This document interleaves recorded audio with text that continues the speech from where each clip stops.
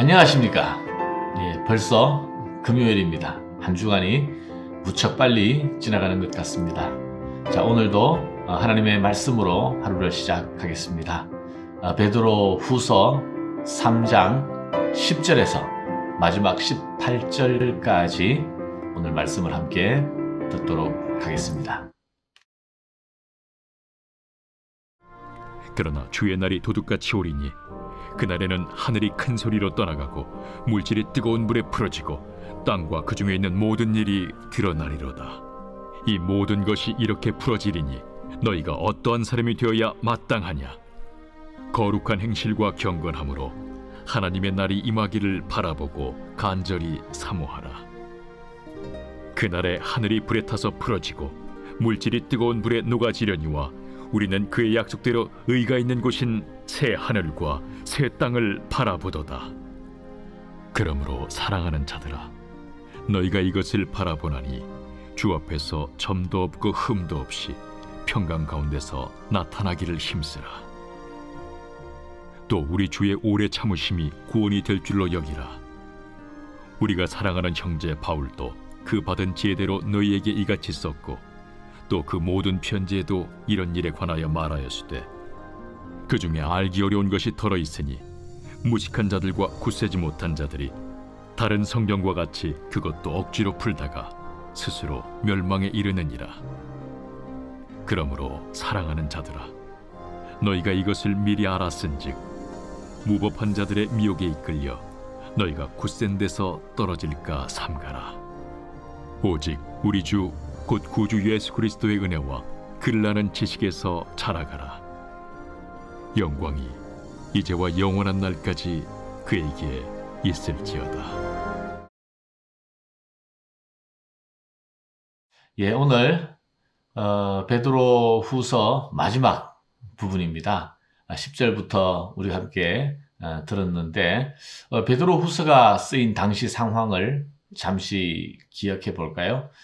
당시 교회 내에 잘못된 가르침, 거짓 교사들이 활약을 해서 교회의 믿음이 무너지고 있는 상황이라고 말씀을 드렸습니다. 그들이 가르치는 것은 뭐냐 하면 예수님의 재림이 없다는 이야기였어요.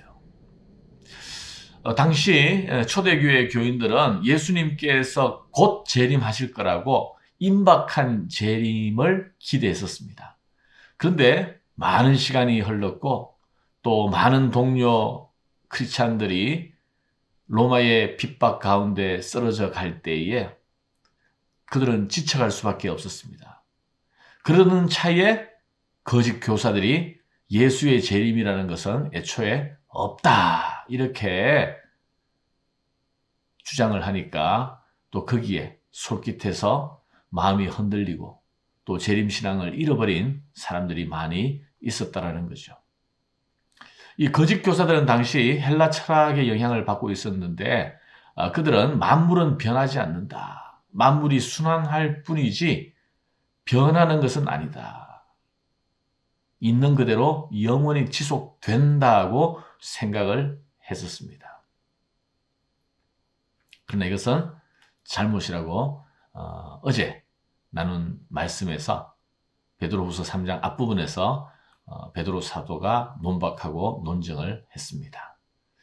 예수님의 재림은 반드시 있다라는 것이고 내가 이것을 쓰는 것은 너희로 하여금 이것을 생각나게 하고 기억하게 하기 위해서 쓴 것이라고 말씀을 드렸죠. 한국의 1,000만 명의 관객을 넘어선 1,000만 영화 중에 몇 개가 있는데 암살이라는 영화가 있었습니다. 중국에서 옛날에 그 일제시대 독립운동 하던 사람들 이야기였죠. 중국에서 독립운동하는 그 간부들 중에서 간첩이 하나 있었어요. 밀정이 하나 있었습니다. 누구였습니까? 이정재가 그 배역을 맡았었죠. 그래서 이 밀정 때문에 독립운동의 중요한 사건마다 그게 가로막히거나 또 중요한 독립운동 인사들이 체포당하는 일들이 계속 일어나게 되었죠. 나중에 이제 그 사실이 드러나게 되었습니다. 그러다가 독립이 되었는데 독립이 되고 나서도 이 밀정 역할을 했던 이 이정재가 잘 먹고 잘 사는 거예요. 떵떵거리면서. 그래서 옛날 함께 독립운동을 했던 가까이 있었던 사람들이 죽이게 되는 거죠. 살해를 하게 됩니다. 그러면서 총으로 쏘기 직전에 이렇게 질문을 합니다. 너는 왜 독립운동을 하면서 일본과 내통해서 우리 독립운동가들을 죽음으로 내몰았는가? 그때 이정재 씨가 한 대답이 무척 인상적이었어요. 왜 그랬냐고? 그때 일본이 망할 줄은 정말 몰랐기 때문이지. 정말이지. 그때는 일본이 이렇게 어이없이 무너질 줄은 몰랐어. 일본이 영원히 번성하고 조선을 다스릴 것이라고 믿었다는 거예요. 여러분, 우리는 일제 35년의 역사를 가지고 있습니다. 일제에 굴복하지 아니하고 끝까지 독립운동을 한 사람들이 있었습니다. 그 사람들이 그렇게 할 수 있었던 이유는 뭘까요? 조선의 자주 독립국가, 이 신념을 가졌고 또 반드시 일제로부터 독립할 것을 믿어 의심치 않았기 때문입니다. 그 신념이 있었기 때문에 그 믿음 가지고 온갖 역경을 다 딛고 끝까지 싸울 수가 있었습니다. 그러나 그 믿음이 무너진 사람들은 결국 일제와 타협하고 말았죠. 여러분, 이 세상은 영원한 것이 없습니다. 아무리 승승장구하고 망할 일이 결코 없을 것 같은 나라, 기업, 사람. 그러나 영원하지 않습니다. 결국 약해지고 무너지고 소멸될 수밖에 없는 것이 바로 이 세상의 존재들입니다. 자, 그러면 예수 그리스도의 재림의 약속을 확실히 믿고서 이 세상이 전부가 아니고 영원하지 않을 거라는 믿음을 가진 사람들은 어떻게 살아야 하는가? 자, 이제 10절부터 보겠습니다. 그러나 주의 날이 도둑같이 오리니 아무도 예상하지 못한다는 거예요. 갑작스럽게 올 거라는 것입니다. 그날에는 하늘이 큰 소리로 떠나가고 물질이 뜨거운 불에 풀어지고 땅과 그 중에 있는 모든 일이 드러나리로다. 11절, 이 모든 것이 이렇게 풀어지리니 너희가 어떠한 사람이 되어야 마땅하냐? 거룩한 행실과 경건함으로 하나님의 날이 임하기를 바라보고 간절히 사모하라. 그날에 하늘이 불에 타서 풀어지고 물질이 뜨거운 불에 녹아지려니와 우리는 그의 약속대로 의가 있는 곳인 새 하늘과 새 땅을 바라보도다. 주님의 재림을 믿는 사람들은 눈에 보이는 이 땅이 결국에는 다 풀어지고 사라질 것을 알기 때문에 영원한 새 하늘과 새 땅을 바라보게 된다는 것입니다. 그러므로 거룩한 행실과 경건함으로 주의 날이 이르기를 간절히 사모하라는 것입니다. 왜냐하면 우리의 소망은 이 땅에 있지 않기 때문입니다. 새 하늘과 새 땅을 바라보고 산 소망을 가진 나그네로 우리가 살아가는 존재이기 때문에 그렇습니다. 자, 마지막 14절 한번 볼까요?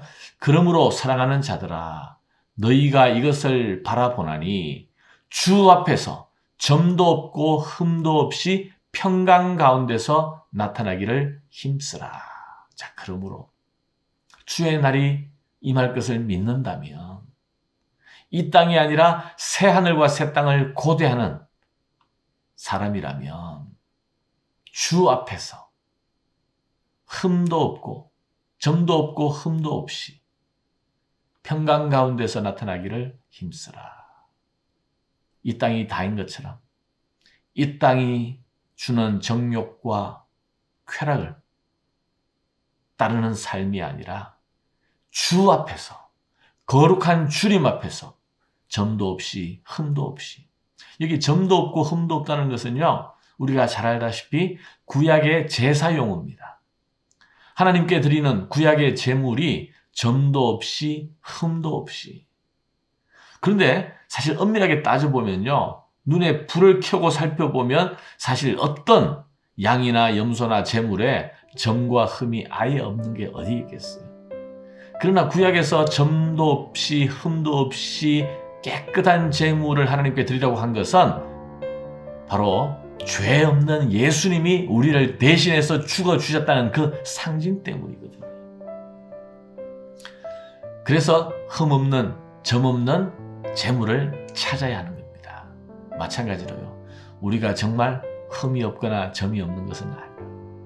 그러나 하나님께 드려질 거룩한 산 제물로서 우리가 세상을 짝하여 더러움 가운데 던져진 삶이 아니라 주 앞에서 흠 없이 점 없이 깨끗한 구별된 하나님에게 속한 자로 살아야 한다는 거예요. 그것이 바로 재림이 없는 것처럼 세상의 정욕대로 살아가는 그러한 영지주의자들, 또 거짓 교사들의 가르침을 따르는 사람들과 달리 우리가 새하늘과 새 땅을 바라보면서 거룩한 하나님의 백성으로 살아야 한다고 오늘 말씀하는 것입니다. 이것이 바로 사도 베드로가 임종을 앞두고 흩어진, 지쳐있는, 두려워하고 있는 성도들에게 기억나게 하고 생각나게 한 유언과 같은 그런 당부의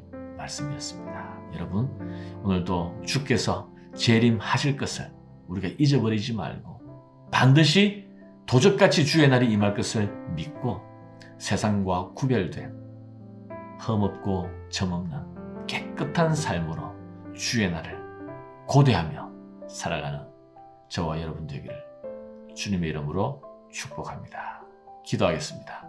하나님, 오늘 사도 베드로가 또 사랑하는 성도들에게 한 마지막 메시지, 결론과 같은 유언의 말씀을 또 우리가 들었습니다. 세상 사람들이 이 세상은 옛날이나 지금이나 그대로 이어질 것이라고 믿고 있는 동안, 그러나 우리는 반드시 주의 약속을 붙잡고 주님이 다시 오실 그날을 고대하며 살아야 한다고 말씀하셨습니다. 주의 날이 도적같이 임할 것을 믿는다면 우리는 주 앞에서 점 없이 흠 없이 하나님의 백성으로 살아야 한다는 것도 우리에게 말씀해 주셨습니다.